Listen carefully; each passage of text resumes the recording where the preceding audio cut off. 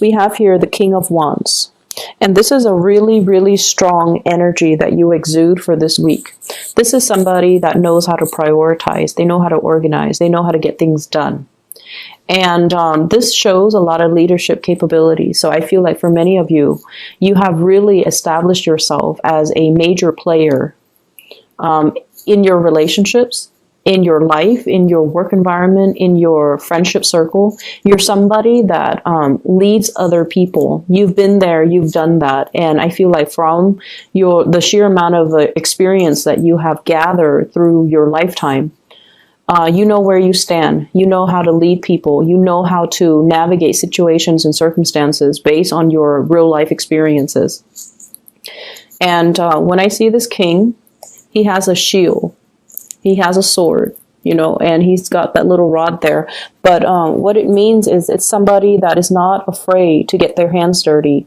They don't call themselves a leader. And, you know, when the going gets rough, they run away from battle. They're there in the trenches with the people that they lead to fight, you know, to the end. And so they don't run away from battles. They're very courageous, and they themselves, they have a sense of loyalty to the people that they lead. So whatever values or whatever, you know, life path that you live by, whatever you live by, you die by. So it's like you're not going to give somebody advice that you don't yourself believe in. So I feel like there is no pretenses here. There's no hypocrisy, and people sense that about you. And I feel like because of that, you're in a really good position to kind of like to be a very good relationship partner, because other people believe that no matter what, whatever you say is what you stand by. So there's no mixed messages. There's no like, you know, I like you, but I don't like you today. Like there are no mixed signals. There are no mixed messages that you're sending. You're very clear about your expectations in relationships, and you're very clear about what you are demanding or asking of another person. I usually think of this as somebody who has children, somebody who's like, who might be in a relationship with children. But I also feel with this card, it's someone who's single, okay? So you might be a single parent, a single mother, a single father. With children, you might have, you know, exes that you've had children with. You might have been married to them at one point, or just, you know, in a relationship with them. But this is somebody that has children, and if not, then this is somebody that's single. So for many of you, the energy is you are very single for this week, and I feel like that's what I'm tapping into. The partner you're dealing with is somebody who's a little bit more wishy-washy. So their energy is prayer will make it all better. You know, let's not go out and get our hands dirty. Let's just sit in one place and pray. Pray for things to get better. Pray for improvement. Pray for opportunities. And I feel like your energy is in opposition to what your partner is dealing with here with the Judgment card. And I feel like, you know, you don't mind getting your hands dirty. You do what needs to be done because it needs to be done. And you don't wait around for opportunities. You go and grab opportunities, or you go and scavenge and find opportunities. And I feel like in the love department, you take initiative and you're very clear about dictating, hey, this is what I'm looking for in a relationship partner. This is what I really want. And whereas the other person is a little bit more like, let's wait on things. Let's wait around. Let's wait for another day. Let's wait for the right time. Let's wait for the right circumstances. I feel like they're very, very unclear about what they want. They might even believe in, you know, divine timing, and they might even believe in like things would just magically plop down and fall on their lap. And I feel like for some of you, you might be dealing with someone who you feel is not very practical or pragmatic. You feel like their heads are in the clouds, and they're really not manifesting and making things happen for themselves. And yes, the Judgment card is all about contact. There's communication back and forth between you and this person. But I also feel like you have given them advice. You have told them, you know, you should do this, you should do that. And they're like, no, let's wait. Let me sort things out on my end. Or, you know, let me just do this other thing. And they never get around to doing what they're supposed to, or they never get around to doing what you have advised them or counseled them on. And as a result of it, dealing with them can be a little bit frustrating because they're not taking the initiative. They're not as grounded grounded, and they don't grab opportunities when opportunities come calling. And so they let a lot of opportunities pass them by. The interaction between you and your partner, I have here the Nine of Wands. And the Nine of Wands mainly dictates your energy as the fire sign. Okay, so the Nine of Wands is like somebody who's battle weary, and they're not sure, like, should I keep plugging away at this? It doesn't seem like there's any movement. Or should I cut my losses and try to move away? And in the traditional Rider-Waite deck, it's that man with the bandage on his head, and he's got 9 rods, and he's kind of battle weary, and he's just kind of paranoid. What I feel, though, is you're assessing, you're being pragmatic. You're being, like, strategic as well. Do I plug away at this relationship? Do I continue giving them advice? Do I continue to, play the role of the father, even though they're supposed to be my relationship partner? Do I take on this maternal, take them under my wings and take care of them and just protect them? Or do I need to find myself another partner? So I feel like for some of you, single or not, you might have a love interest that's a little bit... they're just very different from you.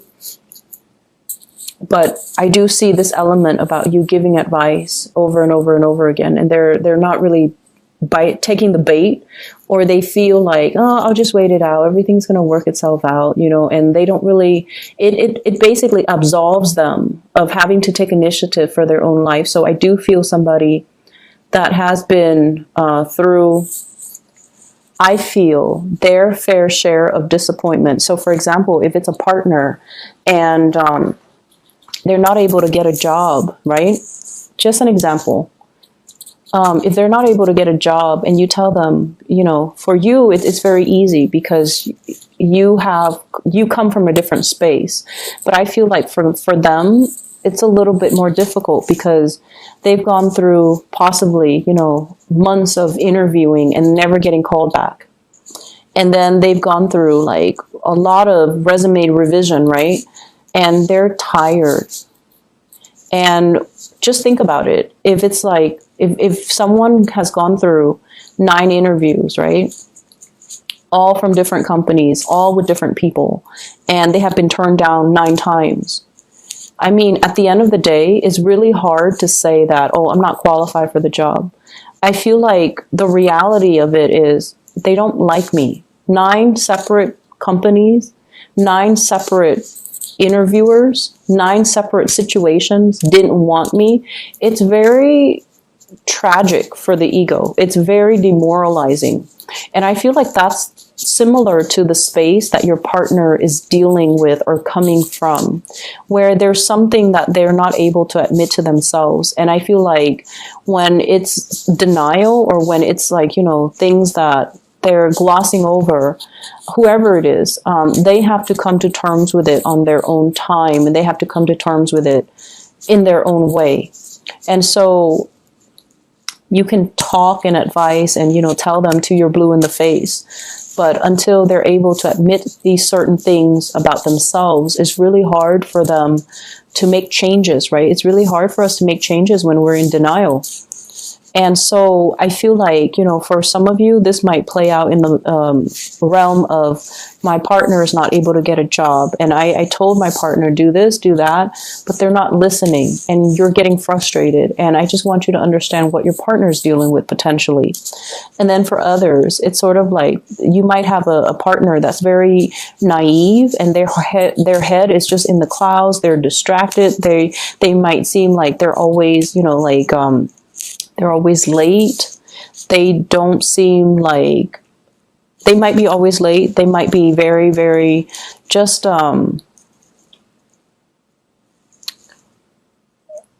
they might not be very affectionate. And time again, you told them, I want more affection. I want things to change. I feel very much by myself, like I'm a single person, even though I'm dating you. And I feel, like you tell them many, many times. And this might be the week where they come in and try to make some changes, okay? Because I feel like change is coming for you.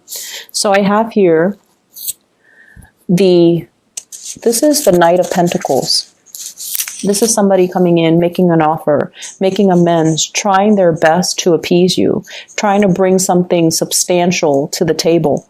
So if it's a partner who has been out on their luck when it comes to work, they're going to hear good news. And I feel like that's going to help them, because they're going to either take your advice or do something to initiate things from their end. Either way, taking your advice so that they can get things started in their own life. Okay.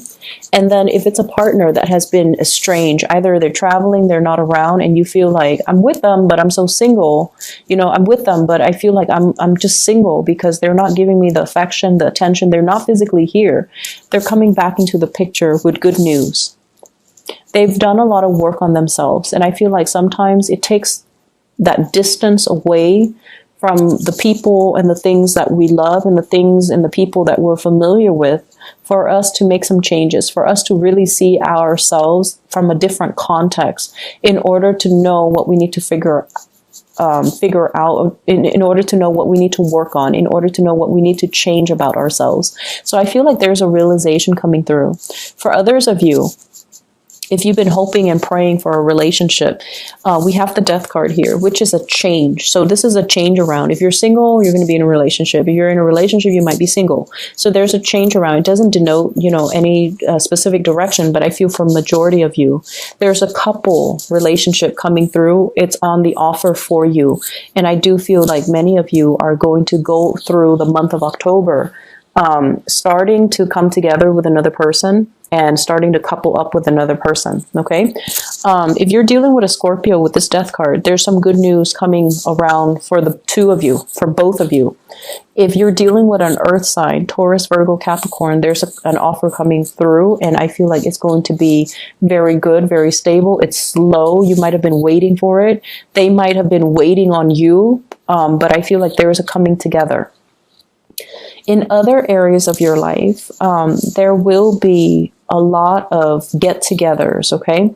Get-togethers with old friends, get-togethers with old colleagues, get-together with like family members, but I feel more so friends, colleagues, like people you used to work with, people you used to go to school with, more in a more social, professional type of a setting, not so much family. I also feel like travel and movement, coming to see people traveling and moving to come see you. And I feel like these are long-standing, significant friendships, okay? I feel like these people have been around with you through a very important milestone in your life. And I say that because of the Six of Cups. This is a flashback from the past, walking down memory lane, recalling, like a lot of fun times between you and another person.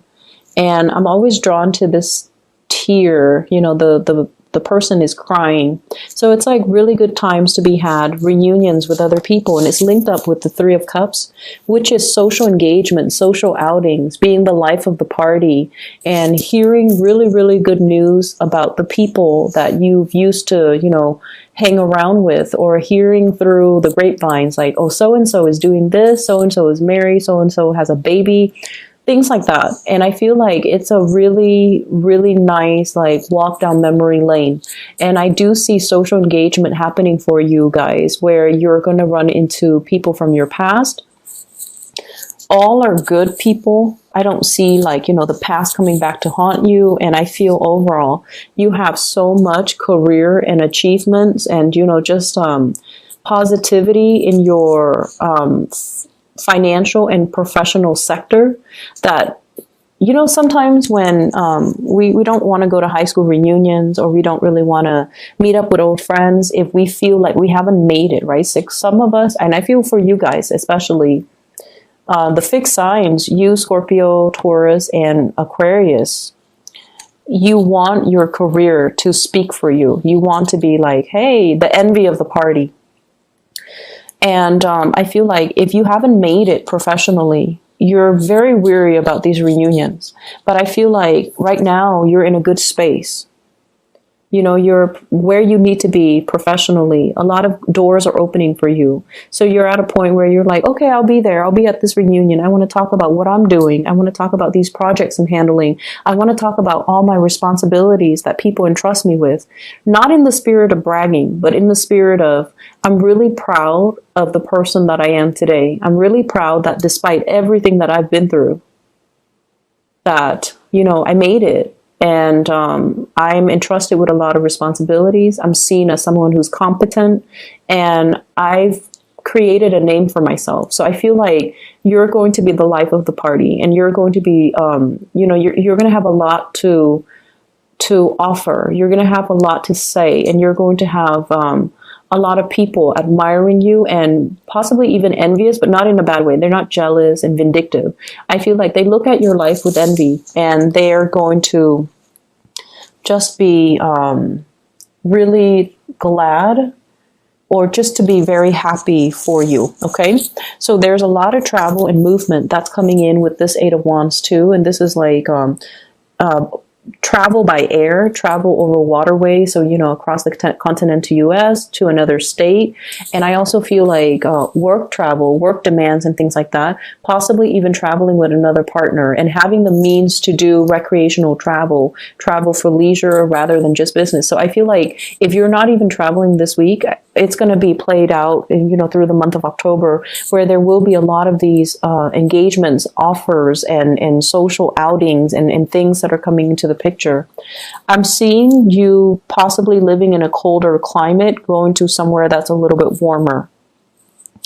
And I also feel like overnight, like a red-eye type of a plane ticket, where you might be as well going to another country where you have to, sleep overnight on a plane. So I do see those elements coming through. And I also feel like, if you're connecting with people from your past, you have a lot to say, and you have a lot of wisdom and advice, possibly in the career front, that you can give them. And I feel like you need to give them these advice because they're going to be thankful for it.